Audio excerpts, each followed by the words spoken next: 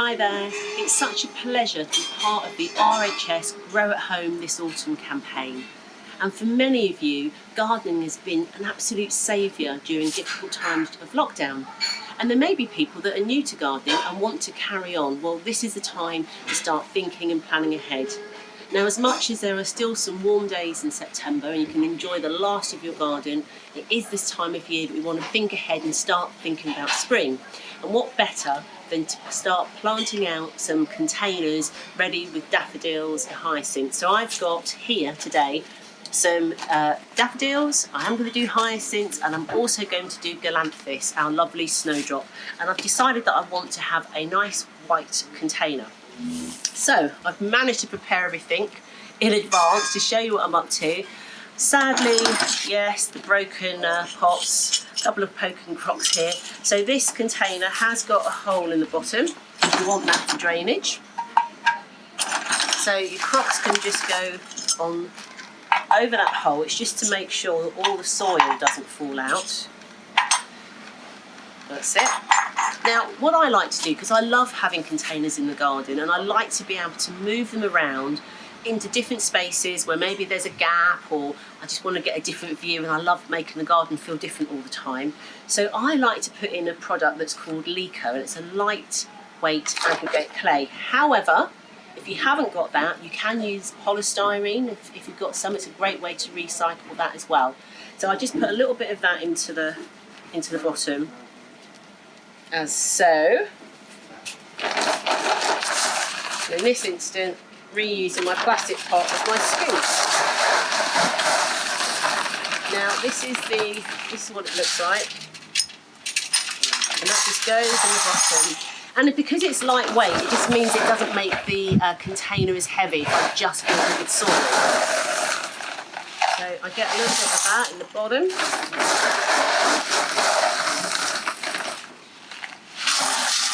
Great.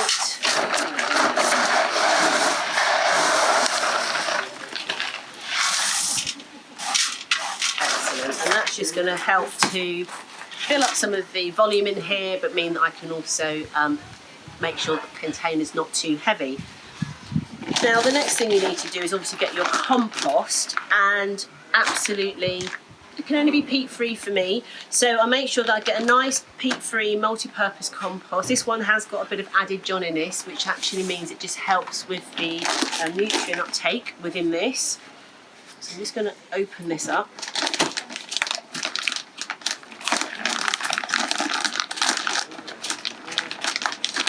And these particular bulbs do like a little bit of drainage. So I'm going to sort of mix in, put some compost in.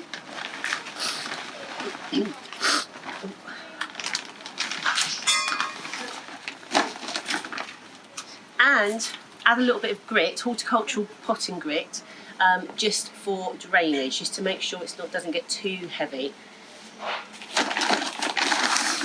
So put some grit. So probably about 1 part grit to 3 parts compost, just roughly. You'll get a sense of it. Mix that in, and then can we just show what that looks like? So it's nice and gritty. Just helps, like I say, with the free drainage for these particular bulbs. So we're just going to make that level up.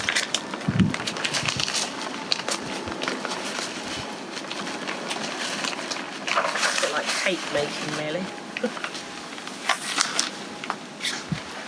bit more grit.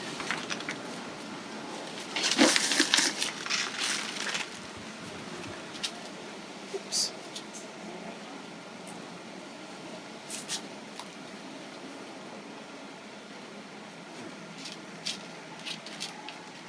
Okay, so that's kind of a good enough start in there. Now I need to start thinking of my bulb. So I've got, like I said, a lovely collection of white bulbs for early March. We've got Narcissus Thalia, which is a white daffodil, and a bee come to visit there. And the thing is, roughly, the planting depth that you want for your bulbs is about 3 times the bulb size. So if that bulb's that size, I'll probably be planting them about that deep. Okay, so again, if you sort of look about, that's 1, 2, 3, yeah, I'm about right, and that's what's going to go in. Now again, just in case you've never planted bulbs before, there's the root end, which you'll see, and then this tip here is where the actual flower is going to come out of. So do make sure you've got your bulb the right way up, because it has been known before for people to get so giddy that they've actually had their bulbs the wrong way, and then they wonder why they haven't grown. Now with container bulbs, you can put them in reasonably tight, probably about a bulb width apart. We've got a controlled environment here. It's not as if they're going to be able to spread or anything, so I really want it to be a great show. So they're my biggest bulb, and I'm going to put them in first. I've got 10 there. I might just put in a few more, then I'll show you what that's looking like. But yeah, Thalia's lovely. Beautiful white narcissus, about 30 centimetres high. And that will come up about March, so just when I'm feeling like ready to get going again, they're going to come through. So yeah, really lovely quality bulbs these as well. And just want to make sure that your bulbs, you know, haven't got any mildew on them or that are too soft. They need to be nice and firm, and then you know that you're going to be good. So we'll just give you a little show of what that's going to look like. Okay.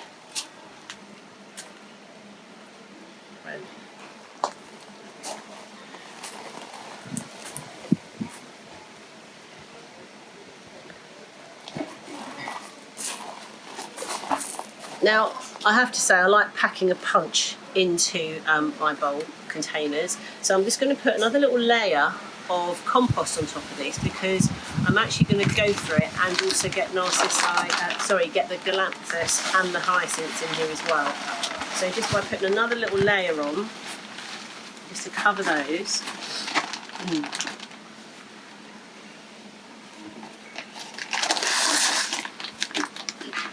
A little bit more compost on here.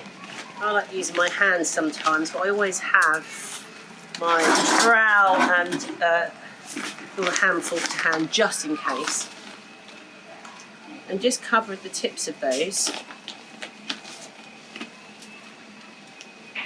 And that means, as you'll see, here's the hyacinths.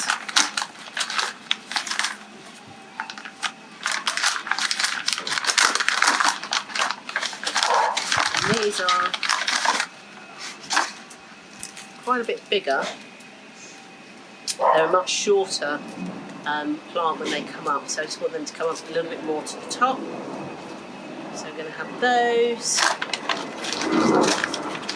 Treat myself, because these are hyacinths orientalis. They're going to smell gorgeous. And I always find it fascinating that bulbs just find their own place and just push through each other and always manage to go for the light. So don't worry if you're thinking, oh my gosh, I've managed to put a bulb on top of another one. They sort themselves out. And then finally, these gorgeous little snowdrops.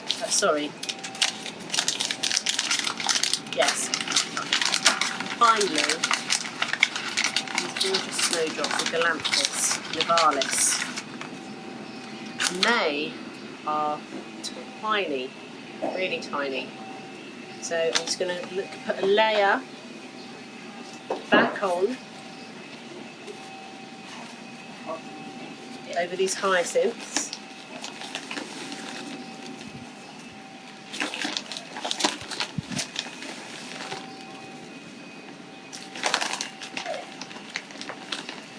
The great thing about planting up for spring is it really always gives you that look to the future.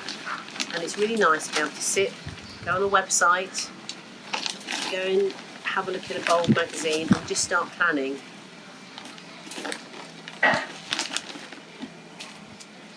Okay. And then the last little ones, snowdrops, and pop those on top. Again, right side up.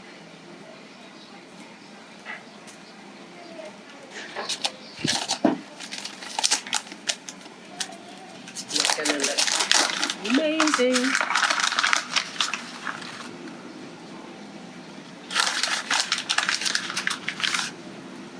So once you've done all that, decided on your bulbs, you've got them in the container, cover them with a last sprinkling of compost.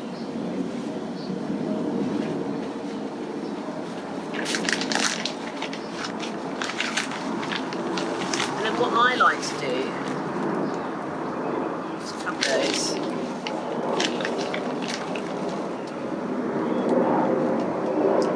Because now this container is now going to go somewhere cool, probably under one of my tables. Keep it nice and cool and dark. Because literally all we're doing is keeping the bulbs slightly dormant, not letting any light get to them until it's time for them to wake up in springtime.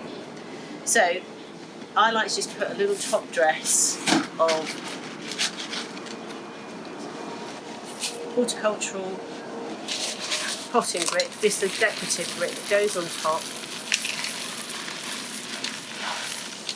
and that will keep any moisture in over the autumn and in the winter. Keeps it nice and looking good without soil drying out. And there we go. There it is, the finished pot.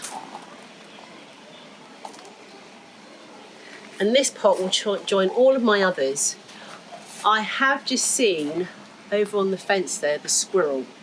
Now that's just reminded me that what I will probably do is just go and get some mesh to sit over here, because he's going to be hungry through the autumn and all he's going to want to do is dig them up. So I would advise, if you've got squirrels in your garden, to cover it up. But any of the things I've spoken about today, any top tips you need, where to go and get your bulbs, I've got Hyacinth orientalis here, Narcissus thalia and Galanthus nivalis. Everything can be found on the RHS website, hints and tips on what to buy. So get out there and get planting.